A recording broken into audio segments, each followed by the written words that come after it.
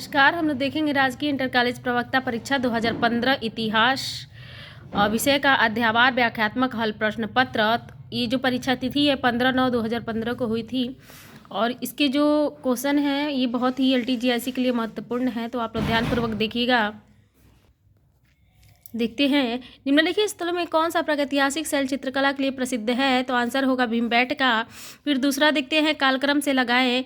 तो कालक्रम से लगाने के लिए जो है आपका सही आंसर डी है। तो डी में तीसरा क्या है? तीसरा है पूर्व पाषाण युग।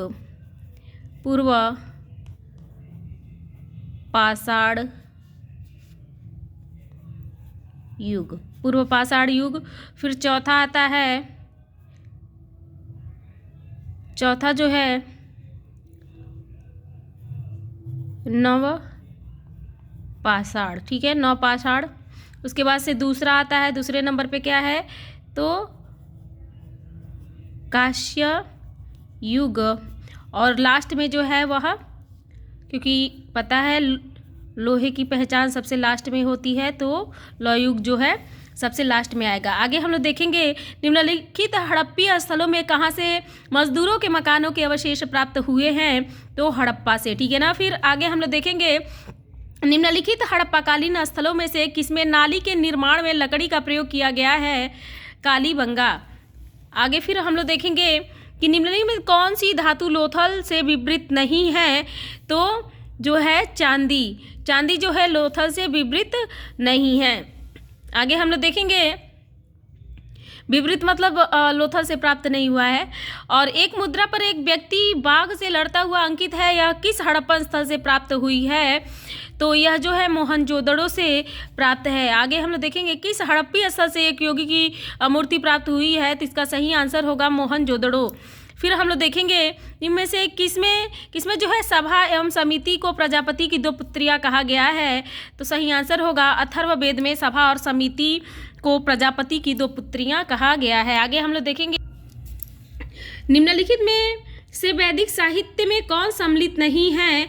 तो स्मृतियां। स्मृतियां जो है वैदिक साहित्य से सम्मिलित नहीं है। आगे हम लोग देखेंगे, पुरुषसूक्त भाग है ऋग्वेद का। पुरुषसूक्त भाग है ऋग्वेद का। फिर हम लोग देखेंगे, धार्मिक आंदोलन से जो प्रश्न बने हैं प्राचीन इतिहास के, कि जैन विश्वास के अनुसार 23वें तीर्थंकर कौन है? तो पार्श्वनाथ है। फिर आगे हम लोग देखेंगे, निम्न में से किस गणिका का राजगृह में गणिकाभिषेक हुआ था?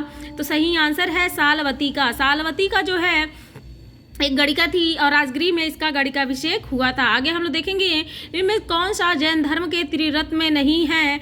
तो सम्यक कार्य। ठीक है ना। सम्यक ज्ञान, सम्यक श्रद्धा, सम्यक चरित्र है या सम्यक कार्य नहीं है। फिर आगे हम लोग देखेंगे कि वत्स महाजनपद की राजधानी थी तो कौशाम्बी थी। ठीक है ना। फिर आगे हम लोग देखेंगे, निम्नलिखित में से किसकी पहचान कुसुमपुर से की जाती है? तो पाटलिपुत्र की जो पहचान है कुसुमपुर से की जाती है। फिर आगे हम लोग देखेंगे, त्रिपिटक निम्नलिखित में से किससे संबंधित है? तो त्रिपिटक जो है बौद्ध धर्म से संबंधित है। फिर आगे हम लोग देखेंगे, गोविंद चंद्र गढ़वाल के मंत्री लक्ष्मीधर ने किस ग्रंथ की रचना की थी? तो कित्यकल्प तरु की रचना की थी। फिर आगे हम लोग देखेंगे कि प्रसिद्ध जैन शिक्षक स्थूलभद्र का जन्म हुआ था, कहाँ पर हुआ था? तो पाटलिपुत्र में हुआ था। पाटलिपुत्र में हुआ। देखते हैं कि मौर्य युग से प्रश्न पूछे गए हैं। इसमें निम्नलिखित में से कौन चंद्रगुप्त मौर्य के शासनकाल में सौराष्ट्र का प्रांतीय गवर्नर था? तो पुष्यगुप्त था। ठीक है ना, पुष्यगुप्त। फिर जिसका सुदर्शन झील के निर्माण में योगदान था। फिर आगे हम लोग देखेंगे, निम्नलिखित स्थानों में कहाँ वृषभ शीर्ष वाला अशोक स्तंभ मिला था? तो रामपुरवा से वृषभ शीर्ष वाला अशोक स्तंभ मतलब प्राप्त हुआ था या स्थित था। अशोक ने अपने समकालीन शासकों से मैत्रीपूर्ण संबंध बनाए रखे। इसका उल्लेख उसके कौन सा अभिलेख में हुआ है? तो 13वें शिलालेख में हुआ है। आगे हम लोग देखेंगे कि किसका विदेशी वृत्तांत मौर्य काल की जानकारी देता है? तो मेगास्थनीज का। फिर आगे हम लोग देखेंगे, इनमें से किस मौर्य शासक ने आजीवक संप्रदाय को संरक्षण दिया था? तो बी बिंदुसार और सी दशरथ। ठीक है ना। आगे हम लोग देखेंगे कि सांची के स्तूप के निर्माता कौन थे? तो अशोक थे। फिर आगे हम लोग देखेंगे कि कलिंग युद्ध का विवरण हमें प्राप्त होता है शिलालेख 13वें से। फिर आगे हम लोग देखेंगे बुद्ध धर्म एवं संघ के प्रति अशोक की प्रगाढ़ आस्था का उल्लेख निम्न में से किस अभिलेख में है? तो भाब्रू लघु शिलालेख में। फिर हम लोग देखेंगे अंतिम मौर्य शासक कौन था? तो अंतिम मौर्य शासक बृहद्रथ था। आगे हम लोग देखेंगे आम्रपाली पुत्री थी तो वैशाली की एक मुखिया की। आगे हम लोग देखेंगे निम्नलिखित में किस महाकवि ने सती प्रथा का विरोध करते हुए इसे आत्महत्या माना है? बाणभट्ट ने जो है सती प्रथा का विरोध करते हुए इसे आत्महत्या माना है। नेक्स्ट है गौतमीपुत्र सातकर्णी के राजचिन्ह से युक्त मुद्राओं वाला शासक कौन था? तो नहपान था। आगे हम लोग देखेंगे बुद्ध की आकृति उत्कीर्ण है कनिष्क के सिक्कों पर। फिर हम लोग देखेंगे निम्न में से कौन सा राजवंश ग्राम शासन पद्धति के लिए प्रसिद्ध था? तो चोल। फिर आगे हम लोग देखेंगे कि विम कैटफिशेस के सिक्कों पर किस हिंदू देवता का अंकन है?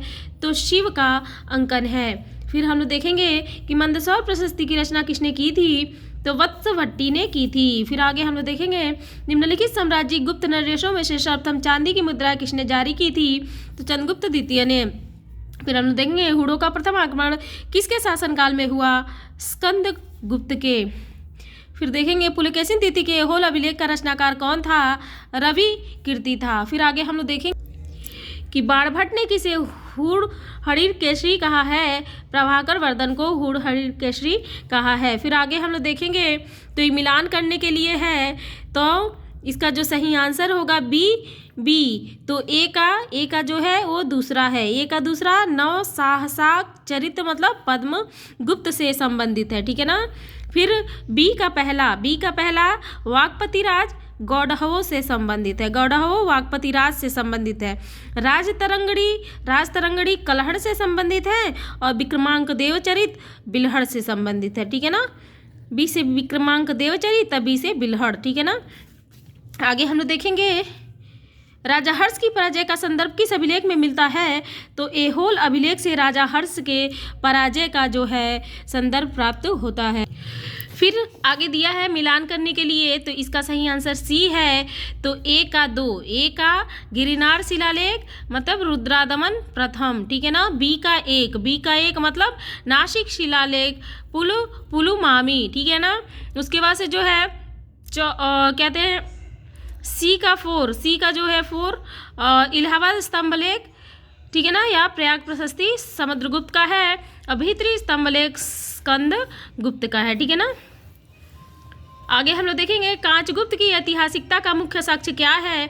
तो मुद्रा है। फिर आगे हम लोग देखेंगे रामायण मंजरी लिखी गई क्षेमेंद्र के तो। फिर हम लोग देखेंगे मध्यकालीन भारत से कुछ प्रश्न दिए गए हैं। इसमें तबकाते नासिरी किसने लिखी है? मिनहाज उस सिराज ने लिखी है। मिनहाज उस सिराज। आगे हम लोग देखेंगे उस विद्वान का क्या नाम था जो महमूद गजनबी के साथ भारत आया था? तो अलबरूनी आया था। आगे हम लोग देखेंगे निम्नलिखित इतिहासकारों में से किसने मलिक काफूर के दक्षिणी अभियानों का सर्वाधिक आधिकारिक विवरण दिया है? आमिर खुसरो ने, ठीक है ना। फिर आगे हम लोग देखेंगे कि निम्न में से किसने सर्वप्रथम सुल्तान की पदवी धारण की थी? इल्तुतमिश ने धारण की थी। फिर हम लोग देखेंगे निम्नलिखित सुल्तानों में से किसने सर्वप्रथम दिल्ली सल्तनत में बाजार नियंत्रण व्यवस्था लागू की थी? तो अलाउद्दीन खिलजी ने लागू की थी। तो आज के लिए हम लोग इतना ही देखेंगे। वीडियो अच्छा लगे वीडियो को लाइक, चैनल को सब्सक्राइब जरूर करें। आगे के लिए बाद में।